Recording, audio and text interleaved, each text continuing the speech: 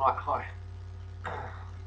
So, day 39, going into the wisdom sphere on the astral tree. So, it's third chakra above the head on the left. Um, some other things I just want to cover. Um, you might have noticed that in some traditions, people use the sphere, the pillar of mercy on the right side, and most people use it, put it on the left. But I've often wondered about this, and one of the things that I noticed when I went from the physical plane, first time I went from the physical plane into the proper astral plane, it's as though the physical tree, as like a being, like a person, is facing the astral tree, and they're facing each other. So one of the right sides is, you know, if they reach out, it's the other person's left side. If they was to put their hands out like that and touch each other's hands, the right hand of one would be touching the left hand of the other because they're facing each other. So it's as though the whole tree turns round. Um, so that's something to bear in mind. I couldn't really say for sure which side is supposed to be which.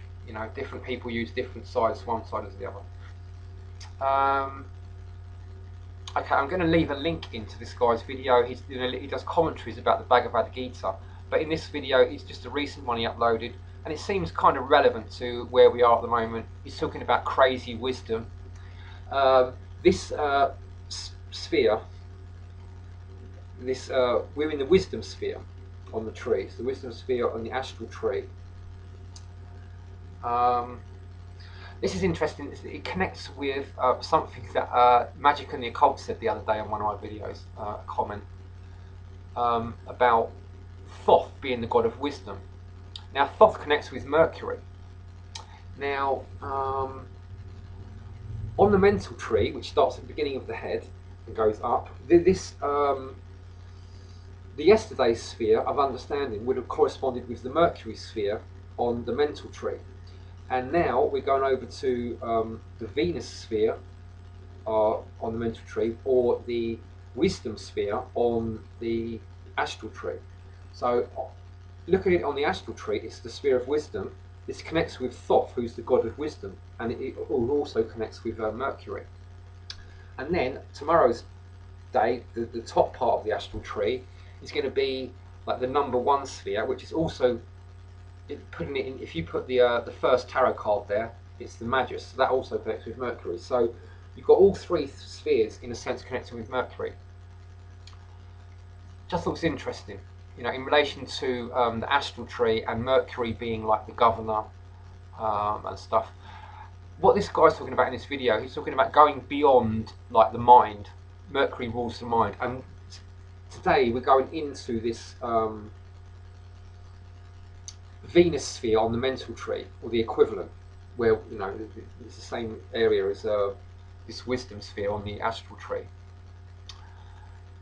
So for myself, I'm starting to get this like a much stronger connection to the Venus body. You should start to feel this sort of light energy bit, connection. This guy's also talking about trickery and how you can actually trick yourself. He also talks about the Kabbalah, so what he says about the Kabbalah I thought was really relevant. That's why I'm leaving a link into his video to watch. What else? Okay, so today I've been getting pains in my left knee again. Ah dear. My way of dealing with that, right, was to just go out for a walk, and for the first half of the walk, it was bothering me, And so, but I find when I'm walking, it helps me to think. So I started to think about things, and I got to the conclusion that I still needed to get rid of these attachments, these emotional attachments, And so I isolated something in my psyche that I seem to have an attachment to, and just severed, made an effort to sever this attachment, and then straight away the knee's okay again, sort of solid again. Sort of like a kill or cure kind of method, and yeah, I find it works well. a lot of the time. There's always other reasons why. I mean, it's got a bit cold lately, it's a bit damp, so that could be the reason why I'm getting pains. But I always like to think that there's more reasons to it than that. These things don't just happen by themselves, in my experience. You know, there's always other reasons. Okay, where else are we going today? All right, so we're approaching the top part of the tree, of this astral tree. This is going to connect with, like tomorrow, we're connecting with the middle part of the mental tree, and this is the real daylight sphere. It's the sun in its proper mental tree, mental plane aspect, and we should start to get this real sense of light coming down and opening up the daytime for us, you know, and we get taking us properly out the matrix. Because when the sun is shining, it doesn't matter if the moon is out.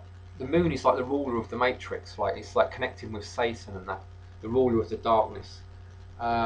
Once the sun rises over the horizon, it doesn't matter if the moon's out. It's no longer nighttime. Everybody can see everything. It totally changes everything. It's like a game changer. This is the highest aspect that people can get to in the chakra system and still be human. We're going to go a lot further than this. A lot of it's probably going to be hypothetical and stuff, but what the reason we're doing it is to go past this highest level that we can attain to, in order to, when we come back, it should be easier to get to that level.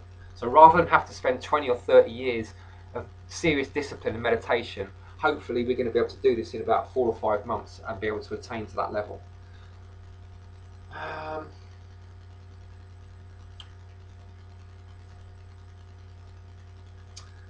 I guess that's it really. Yeah, so bear in mind this idea of the sphere of wisdom connecting with these three aspects of Mercury. I had in mind the idea of Hermes Trismegistus, you know. Having conquered this whole astral tree should give us a real like bit of, you know, element of leverage when it comes to dealing with the matrix and stuff like that, so that we, you know, it's going to be a lot easier to deal with all this crap and you know, push it the way we want it to go and that. Okay, just a kind of like update and just general information. I'll leave the link in so you've got something else to watch, because if someone else can do the work for me, you know, like, and I can use other videos to help my work, that's, to me, that's great. It saves me the work.